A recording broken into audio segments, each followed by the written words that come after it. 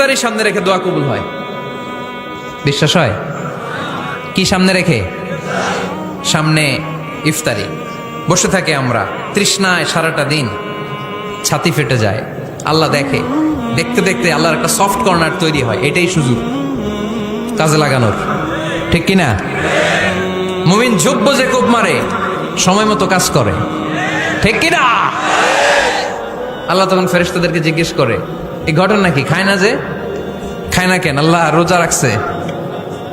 এগুলো কি? রোয়াবজা, পেঁয়াজ, আলুর চপ, বেগুনি, মুরগির রান খায় না। খায় না কেন? ওরা যে ক্ষুধার্ত, আল্লাহ আপনার ভয়ে। তাই কি চায়? আল্লাহ আপনার কাছে ক্ষমা চায়। ক্ষমা চায়, আল্লাহ রহমতের দরিয়ায় জোশ খেলে যায়।